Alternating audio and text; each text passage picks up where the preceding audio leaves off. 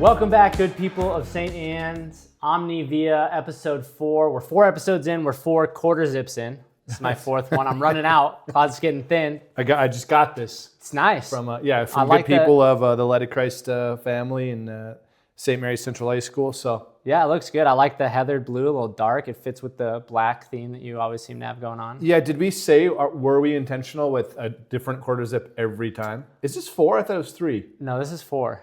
4. Yeah, because we had 2 30-minute ones. Yeah. And then if you guys remember last week, we had episode 3, 4, 5, 6 all in one. All in one. We want to give the people what they want, more content. And the same price point, so no complaints. It's a great point. We're going to be shorter today. We are going to be shorter. I will also say, though, as I was editing the podcast to just kind of make sure everything was there, I listened to us in 2.5 speed. Not bad. Yeah, it was okay. So if you're out there, we just want the views, right? We just want the views. That's right. So if you want to listen to 1 speed, 2.5 speed, right, that's up to you. Yep. But we are gonna try to keep it more concise today. Yeah. So let's do that. And a great topic. Great topic. And a good topic. So let's get into it, right? Thanks, Luke. Thank you. So Ventus, again, just walking through some of your favorites. Now, today's topic, big topic, sports. My goodness. Integral to our culture, for better or worse. Yeah. I think sports have a great ability to teach us virtue and to challenge us in unique ways. I think they can also become a religion.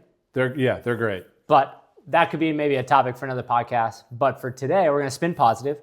So for you, Father, top 7 sports. Just, 7. What are those sports you just, again, whether it's you love to watch them, you love to play them, whatever it is, just 7. Remind us what Ventus means? Ventus means favorite in Latin. Favorite. So my Ventus sports. Yes. Okay, number 1, most of my life, the sport of track and field, running around in a circle. I could do it all day long. Yes. Yeah, the nature thing, I'm not into it. A trail, don't need it. I need a circle, an oval with some good macro nuggets, the Mondo surface, and let me run. Yeah, so I did say sports, Father. Oh, so 6 more? No, I'm kidding. Track and field. I get it. More of a competition. Yeah. Isn't track what other people do to exercise for their sport? I'm kidding. I think track is very impressive because I don't like running. Yeah. So it's like, for me, you got to throw a Frisbee, I'll run after it. But if you just ask me point A to point B, that really takes a lot of mental capacity. And this is why our shows are 40 minutes, because our Ventus takes way too long, because you and I, or we meet in the middle, we're both to blame. Because I want to say this, when I was in high school, I think it was in college. So I found this great Nike T-shirt, and we all wore them. It said said feet, flying, like running feet. Yeah. And it said, "My sport is your sport's punishment." Yeah, that's good. That's good. So track and field, number 1. Number 1. Okay, this is in order. Right, that's fine. Right? Yeah. So got to do football. So we're going all over the place, right? Swimming. Mm-hmm. Okay, that's 1, 2, 3. Hunting, 4. Yeah, 4. Is that right? Wow. Yeah, when you get down to it, right? It's hard. What's a great sport is rodeo. Okay. I'm saying it. Rodeo. Horses, riding the bull. Yeah, the whole thing, right? There's some sportsmanship in that, 100%. right? Yeah. I'm going to say, I'm not into the American thing, really. Maybe that's not such a good thing. Okay. Swim. Did I say swimming? You said swimming. You want to throw this diving? This is tough. Diving in there? No, not diving. No, this is tough. Yeah. Hockey. Okay, hockey. Yeah. Wrestling. Okay, there you go. That's 7. You're good. That's really good. Didn't mention my favorite sport, lacrosse, but that's okay. No. It's a little more niche. Maybe next week's time. Ventus. And then, so then within that too, top 7 athletes. Just whether you grew up watching them, whether you like them now, just kind of who are some of your favorite athletes? Yeah, it's going to be a bunch of runners that people don't know. That's okay. That's all right. They're going to look them up, though, after this. Yeah. Rai Benjamin. Okay. They're all runners. Otto Bolden. Uh-huh. Athletes, right? Jeremy Warner. Okay. Great runner. Yeah, for sure. Signe McLaughlin Levron. Really great hurdler. And then I'm going to say, right, I want to say John Stockton of the Utah Jazz. Yeah. Heck of a... Great basketball player. Absolutely. Yeah. John Stockton, one of my dad's favorites. Michael Phelps. That 2008 Olympics. Yeah, exactly. 8 gold medals. How many is that? Yeah. That's 7, I think. I think he did 8. Oh, did I do 8? Oh, athletes. I thought you meant medals. Yeah, Okay, I definitely did.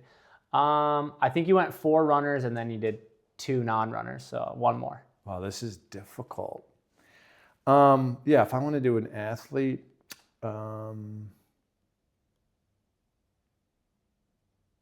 Dominique Mucciano. Great. Gymnast when I was living in high school. Okay. Yeah. Kind of a household name. Yeah. No, that's awesome. That's great. Yeah. So definitely some research. There's some versatility in that. Yeah. That's good. Running, gymnastics, swimmer, basketball player. Yeah. When you said John, I immediately thought one of my favorite athletes is Steve Nash. I grew up in Arizona, so just like watching him on the Suns, so good. Anyway, that's great. That's good. No, I learned a little. Next. Yeah, next. Moving on. Okay, so again, sports. I think it's fun doing the favorite thing because it's always just a great tie-in to mission because as the more we discuss the things about the world that we love, it reminds us that we're not made for this world. So also kind of how do we continue to take those interests that we have and use those as springboards to bring others closer to the faith. So again, last week we talked a lot, 48 minutes worth of, we really honed in on hospitality, right? And some practicals of how to live a more mission-centered life. So just kind of to recap a little bit, right? Hospitality is that bridging of chasms in a sense. And so for us, it's how we mirror God's bridging of time and space to love us, right? Like, I mean, he doesn't have to do any of that, but he does. And he bridges, again, eternity to come and dwell with us. And so we return that by inviting people into our own spaces and bridging, again, whether the smallest of chasms, just a difference in opinion, or bigger ones of class or race or all these things. And so then practically within the parish, especially how do we live that out? We talked about like focusing on encounter versus events, right? Events are good, but only if they lead us to encounter one another and the Lord. And then kind of, again, this idea of personal invitation over programming. You can put as many events listed in the bulletin as you want, but until someone's willing to personally invite someone to something, again, it might not go as far. And then the other things we kind of hit on was vulnerability. Right? We got to be willing to kind of step out of our comfort zone and really engage people. We gotta be persistent. Hey, would you want to come over for dinner? Oh, no, I can't. All right, great. Never inviting them again. It's like, no, okay, come on. Maybe they legitimately just couldn't. It's not that they didn't want to. How are we persistently pursuing people? And then finally, I think humility, just recognizing that, it's not always going to be the perfect way we want it. Or, we might have someone over and it's just like, okay, nothing goes right. You burn the tri-tip, done that before, super embarrassing, right? But it's like, the point was not the tri-tip, right? The point was the community. And so how do you stay humble in those moments? And so as I was reading through Agentes, I found a quote that I think just kind of really encapsulates that and then also can kind of be a springboard for today, which is, so it says, following in his master's footsteps, meek and humble of heart, so again, it's referring to us as the evangelist, he proves that his yoke is easy and his burden is light. By a truly evangelical life in much patience, in long suffering, in kindness, in unaffected love, he bears witness to his Lord, if need be, to the shedding of his blood. So I just really liked that because I think it really just shows that, evangelism, it's not simply just like a task or a skill or a checklist. Like it really is a habitual act of the will, right? That if we really believe that Jesus is the way, the truth, and the life, then it's more than just, again, this like duty to share him. But again, if we've been impacted in that way, we just really want to share that. And it's not about being successful, it's about striving, right? I always love Mother Teresa as a coach. We're not called to be fruitful, we're called to be faithful. Yeah. And I mean, and coming from her who was wildly fruitful, right? That was never her goal. Her goal was to be faithful to the Lord. So with that, especially for you in your own life as a priest, Father, like what are some ways that you've been able to keep striving, despite, I imagine, a lot of like setbacks, or maybe you give a homily, you're really trying to push and people just don't respond. So how do you continue to strive each and every day to share the faith even when it gets hard? Yeah, I think, like to the point, and then I know we got a great topic coming up. I think, to bring it back to this really important insight that I think you kind of led us with, Luke, maybe a couple weeks ago now on Omni Via, is this help making sure that in our minds as Catholics, we're understanding event and encounter. Mm-hmm. And so, so let's just take, by and large, a Catholic's experience of their faith is Sunday Mass. Right. And in Bismarck alone, that could look one of 5 different ways. Right. And then if you take it beyond that, let's say an event at the parish, like a breakfast or an annual fundraiser, the reason why you need both is because the quality of the encounter, that's necessarily what's going to make fruitful the event, right? Yeah. The event is really just a very intentional way of establishing encounters. Right. From like a talk to a bunch of people or a mixer or like a meal. It's making sure that all these little encounters are supplying the right humanity for God to bless at the event. To your question though, and the answer is simple. I think God in my life as a priest blesses both, consoles, gives me consolation in both arenas. Right? So the Lord's really great in at least in my priesthood, in something like a big event, and I finish it and I'm thinking to myself, that wasn't nearly as meaningful as I wanted it to be. And in discernment, it's not like it was a flop, right? In a human way, it might have been a success, but there wasn't the interior there. Right. And because I didn't encounter him there. Yeah. Right. And then there's other events where I was like, wow, I want to do that again tomorrow night. And I just had one of those, just the past couple of weeks, and it was a meal. But then on the other hand, right, it's like a simple conversation that you had within the event, maybe like, yeah, my favorite part of all this was the conversation I had with her. Yep. And the Lord blesses that and moves it. So in my life, that's, you got to make sure as a priest you don't live for one or the other. Yeah. And you're living with the Lord. And the point is that as we live with the Lord, we're celibate, we give ourselves to the church, body and soul, that if we're done faithful, and we fall, I fall plenty of times in my sinfulness, but the Lord meets you there in terms of making sure there's a good order, I like that, between encounter and then event. Yeah. Right? And so it's a good paradigm, right? Because in our prayer lives, the encounter comes first. We encounter the Lord in prayer, and then he sends on mission. He sends us to the event. Right. And we got to keep that in order, right? Yeah. And so in your guys' lives, to be really relevant to you and your vocations, you and your spiritual life, that encounter day in or maybe a couple times a week at Mass or at least at Sunday Mass, that feeds the mission or the event of your marriage, of your fatherhood, of your motherhood, right? Of your grandmotherhood. So I know we got to move on. No, that was great. I mean, as you were talking, one thing I thought of too is, G.K. Chesterton has this great quote where he says, anything worth doing is worth doing poorly, which I think is good in as much as we realize, like, the first step to these events and these encounters, like, you got to show up, right? Yeah. I don't know if it's the same in track, but I swam in high school, and it's like, even if you come in last, you still get a point for your team. So it's about finishing and getting in there. But at the same time, if we only ever stay there, then like we're not setting ourselves up for success as well.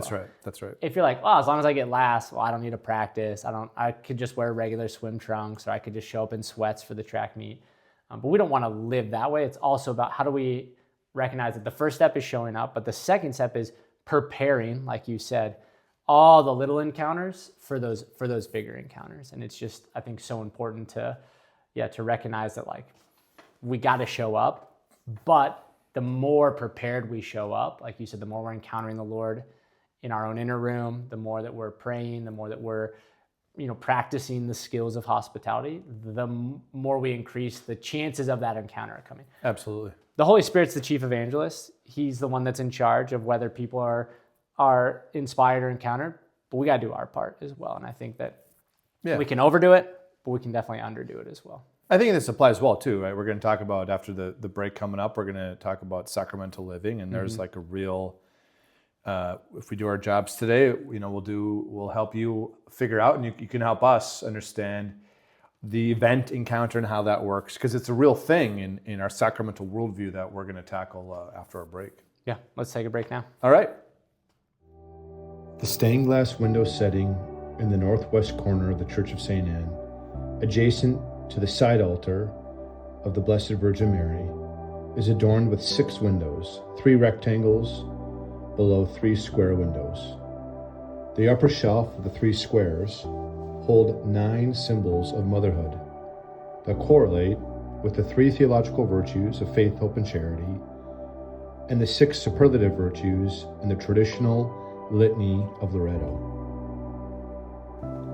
All right, we're back. So again, yeah, Father, last week we talked, we were continuing to talk about this idea of, you brought up that in focus, we kind of have these hinges that we work through in evangelization, which is divine intimacy and authentic friendship, and then clarity and conviction of what we're doing. And we talked a lot about divine intimacy, authentic friendship. Last week we talked a lot about hospitality. And as we were talking about that, you also brought up that another key pillar to living a life of mission is the sacramental life. Yeah. As I was thinking about it, I think that the sacramental life, I think you can break it down into two categories within that, which is the sacraments, going to the church to receive the sacraments. And then also, I think, then how are we living out the sacramental graces or the liturgical calendar at home? So today, again, because of time, we could go 60 minutes on both of those, easy, no problem. But for the good people of St. Anne's, we're going to focus just on that first one. That's right. The actual Out sacrament. of affection for you, we're going to keep it short. Absolutely. This is for you guys. Maybe. Because we got nowhere else to be. Yeah. So, speak for yourself. So when you hear I guess for anyone that might be listening that maybe doesn't know or needs a refresher on what a sacrament is, why don't you start there with just what is a sacrament? And then why are they so important to our Catholic life, right? If you were any other brand of Christian, right? Well, you don't got to go to church. You don't gotta go, so why is it so important for us as Catholics, these sacraments? Yes. So I'm gonna say on so they know, sacrament catechism, very very simple. It's a visible sign instituted by Christ, given to the church, and it gives grace. So visible sign of invisible grace. Visible sign. Baptism, very easy. First one we get it as babies, sometimes as adults. Easter Vigil, I think we're going to have 4 or 5 adults this year at St. Anne's. Show up. It's going to be great. What is it? Give me my dates. I think it's April 4th. We'll make a little plug again for the Triduum, because that's full of sacramental living. Yeah. So baptism, water, visible sign. What's the invisible grace? That the remission of original sin. Mm-hmm. And so all 7 sacraments, baptism leading us off, the next 6, all have a visible sign, something you can see with the senses. See, taste, touch, smell. And it supplies, because we're not forcing God, He has attached His being to these signs. So if we do the right thing, He automatically shows up, if you will, with grace, right? So confession's great. If you come there and you have contrition, you say your sins, you make your act of contrition, priest gives you absolution. It's not that we're bending God's arm to give us mercy. He's attached Himself to the sign. Yeah. But before we go there, so I wanted to answer your question, Luke, but I think something that might be more helpful, or maybe a gap in people's Catholic faith, is where that comes from, good people of St. Anne and who are tuning in. So when the church gives us these 7 sacraments, and they're all handed on by our Lord in the New Testament, all 7 are, from baptism to anointing of the sick. That presumes something in the natural level that's really, really important. And that's that we have signs, we have signification. So signification signs that when I see ice on my sidewalk, I immediately jump to, it's cold out. Right. When I see a green light, I immediately think of going. Mm-hmm. I don't need a degree, I don't need to read a book. There are signs that lead me to something invisible. Right. Green light turns yellow, hit the gas. That's right. Exactly. You got it, right? You just know it. Yeah. So I think a great example is like fire and smoke, right? You see smoke, that you think of fire. So my point in bringing that up, it's not to make it more complex, but it's to understand, Luke, and I think we're going to go there too after break. God made the whole world that way. Mm. Yeah. That the whole world is visible signs, something visible you can touch, a book, a decanter box, a mug, right? And that leads you to something invisible. And so most of us go to I hiked with my family, I'm at the top of a mountain, and I think of God's grandeur. Exactly. And so that's over and over again. So that's why the church, when it comes to the human body and the human person, we're the only creature, we're the only sign, if you will, the only creation, trees, candles, furniture, right? God-made or man-made.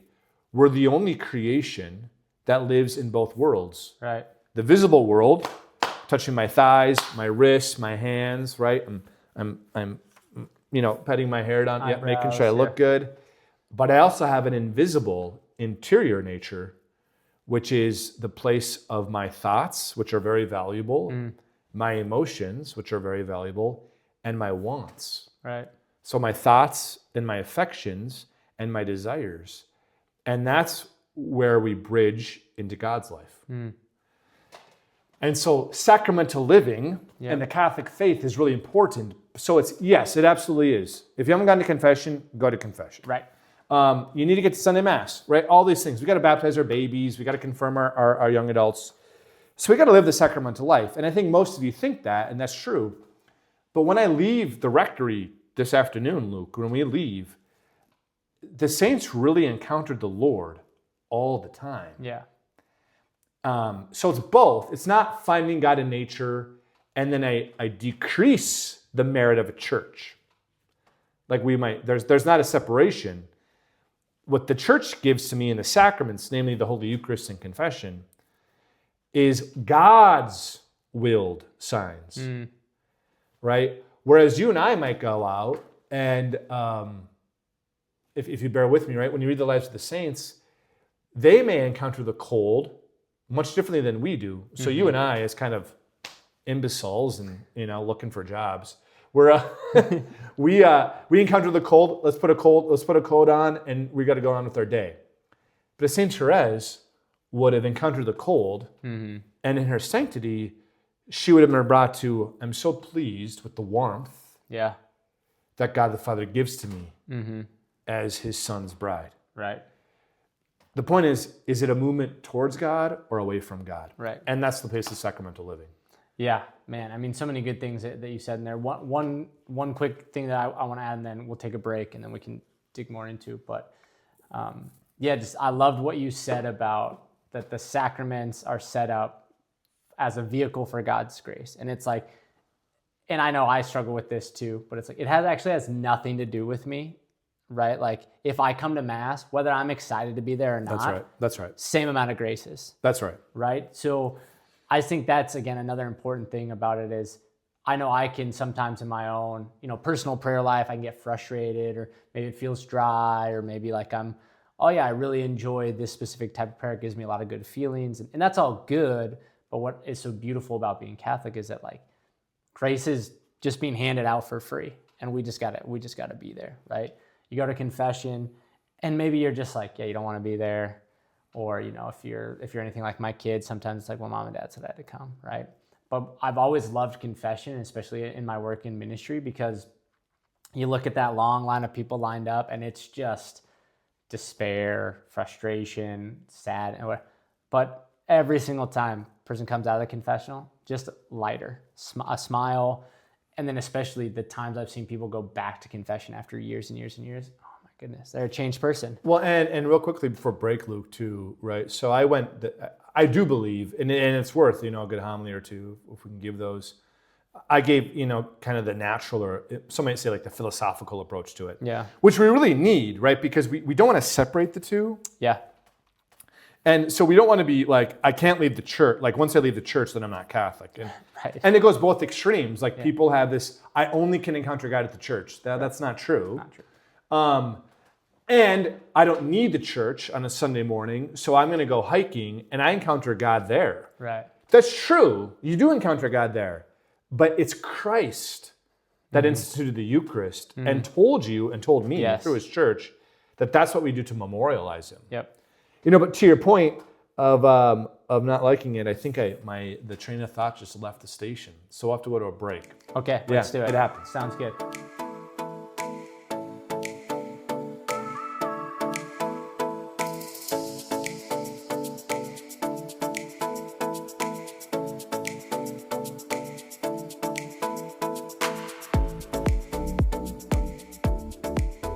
All right, welcome back. So it's a good thing Father caught up with his train of thought. Came back to the station. He knows where he's going. So go ahead, Father. Yeah, I didn't want to skip. So what I was saying is, so we have what I started out with. What is a sacrament? It's the Catholic answer in the Catechism. Visible sign, instituted by Christ, given to the church. That part's important, right? The church decides as the bride of Christ, the words to say, how to do it, what that all looks like. It's not up to us. And so I'm really glad you said that, right? Like it's not up to us. So that's New Testament, right? We know that the Catechism, our Catholic faith, is the New Testament. It's the New Covenant. But our Lord is very clear; He fulfills it. He doesn't get rid of the Old Covenant. Not a letter of the law will pass. That's right. So and it's all over in the Sacred Triduum. So Holy Thursday, Good Friday, and Holy Saturday, Luke. Mm-hmm. And a warm invite to everybody who's listening and watching Omni Via. Come to the Sacred Triduum. I know it's a lot of church. It's the holiest 3 days of the year. Yep. It's one extended liturgy, and it begins with Holy Thursday Mass, 7 p.m., April 2nd. Mm-hmm. So April 2nd, 3rd, and 4th. April 2nd at 7, April 3rd at 3 o'clock is Good Friday, and then Holy Saturday, the Mass will begin at 8 o'clock p.m., and I believe that's April 4th. So 2nd, 3rd, and 4th. I think we might have a show on that coming up, the Sacred Triduum. Diving into But until then, this is my train, is that some may say, okay, that's the Catechism, that's what the Church teaches, but where did this come from? Right. Why aren't there 9 sacraments? Why aren't there 12 sacraments? Are the sacraments necessary, right? Because for those of us that are watching, God bless you and welcome, our non-Catholic listeners, they're going to think, as baptized Christians, most communities, ecclesial communities, they're baptized, they're Christians, but they're not Catholic. We'll have 2 sacraments. Baptism, we share that together, and then the sacrament of marriage. So what is the other 5? So I want everybody to know who's listening, Catholics and not, we are built upon what the Jewish faith did. And so it doesn't take long. You don't need from the beginning of Genesis to the end of Psalms. Right. We could grab a few. So here's my thought that left the station. God speaking to his chosen people in Israel, and through the Exodus, exile, through all of the promises and all of the kingdoms, he's constantly giving signs. Yeah. And he's attaching himself. If this happens, this will happen. Mm-hmm. Constantly he's doing that. Yeah. I mean, from the flood to the parting of the Red Sea, I mean, we can go the sacrifice of Isaac. Yep. So I want to give to people today that our very Catholic 7 sacraments is built upon really God's behavior. Yeah. If I could use that line. That's a great line. God's behavior in the Old Testament. He's expressed, this is how I do business. Mm-hmm. That's why, Luke, I just wanted to say that's why it's not up to us to change. Right. Right? So it's not up to us to change them, nor is it up to us, good people, to say, they're not for me. Mm. Yep. You're saying to God, he doesn't know you, when in fact he drew you up. Yeah. And you're saying to God that I, as the creature, have a greater wisdom than the creator, which is really obviously insanity, right? I mean, so I wanted to give that. I don't think we hear that enough of like the connection between the Old Testament. It doesn't take long, and there's probably 40 narratives of God showing a sign that's leading to grace. Yep. Yeah, and I think just to put a ribbon on that, and then we'll get on to our final segment. I just think that was it. Keep going though. Yeah, God knows us, like you said. So the sacraments aren't just some arbitrary. Just kind of guy was like, it'd be funny if I made him like sit and stand and kneel a bunch of times. Like, right. I just love watching him do that. No, it's because he knows us, and he knows more than anything that we need that as a physical being. Like you said, as this, combination of a physical and spiritual being, we need both the spiritual aspect and the physical aspect. The example I always think of is in the desert, Moses and the people, they're complaining, as they always do. And so God has snakes come up out of the ground, bites them, people are dying. And then God could have just said, all right, cool, everybody's healed. But no, he has Moses kill a snake, put it on a pole, and people have to come and look upon it and be healed, because we as humans, we need that physical act of the will to help it get it through our thick skulls, right? That God wants to love us. And so, again, that's what the sacraments are. It's just that physical component to receive God's grace. And does God need Mass to give us grace? No. But he knows that we need Mass. That's right. And so again, to your point, should we be trying to change them or not? No, should we start asking ourselves, what about this don't I like? Or what about this is hard for me? God, can you meet me in that space and help me understand, like, why do you want to love me in this way? That's a beautiful prayer. What about this do I need? Yeah. So that would be my last, request. Just bring that to prayer. If you struggle with the physical sacramental aspects of the faith, just ask God to meet you in those places and reveal to you the why behind it all. So It's great, Luke. Great. What was our last segment? no, that was it. Yeah, we can end there. No. Sorry, we gotta get to examination nonsense. Oh, yeah. That's what I meant by the last segment. Yeah, Come on, how could you forget? I love this part. Yes, here we go. Okay. Oh, let's get a little stretch in. Let's add some filters. Father, I love adding the filters. Cue the music. And I think the air horn's doing okay. We might need to get a new one. Yeah, okay. Might be running out of juice. But I think we're good for one more. All right, so I can run to Menards. Yeah, so let's hit that air horn in 3, 2, 1. Here we go. If someone gave you $20 and you had to spend it immediately, what would you buy? Pancakes? What is your go-to order at a coffee shop? Medium light roast coffee, black. Black, nothing. Nothing. Do you ever add Give cream me to your coffee? Okay. 0 times. Fishing or hunting? Hunting. What's the largest number of pizza slices you've eaten in one sitting? 6? Okay. So that's pretty good. Yeah. What size though? Are they big or were they? Yeah, no, they were like your Domino's. Love Domino's. There you go. Yeah, full of crust and Yeah. butter, and Oh yeah. didn't end well, but it was good at the beginning. If you had 1 hour to prepare a stand-up comedy bit, do you think you could do it? No, No. do not like I do not. I'm not into stand-up. I laughed during your homilies. Swimming in a lake or a pool? Pool. Do you consider a charcuterie board a full meal? Never. Never. No. Just a snack. Yeah, it goes against God's purpose. We'll dig into that on another podcast. Charcuterie boards. What's the funniest way you can think of to answer the question, how's it going? I'm glad I got my medication today. Would you rather always be too hot or too cold? Too cold. Too cold, okay. Do you consider cereal to be a soup? No. Okay. What's your least favorite scent? My least favorite. Yeah, smell, not like the penny, because I don't like the penny. My least favorite scent. Yeah. I don't like berry. Berry, just Yeah, like strawberry, raspberry. Okay. Ugh. Okay. And then last one. Is water wet, Father? Water is wet. Well, I mean, things that are covered in water are wet. But is water covered in itself? I think so. Okay. Yeah. Good philosophical question. Yeah. Comment in the video whether you think water is wet or not. We need your feedback. We need to keep going. Yeah, need your feedback. Do we continue past Lent? So episode 4, we're getting out Laetare Sunday, right? 4th Sunday of Lent. So the project is to cover Lent. If you want us to keep going, let us know.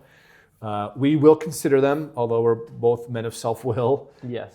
We will include your feedback. Thank you. Yes, I mean, I'm having fun, so. I am too. It's been great. Yeah, It's been great. I'd love to keep going, but again, if people aren't gonna watch, Snooze. yeah, so let us know. But with that, good people of St. Anne's, we hope you have a great day, and we'll catch you next time.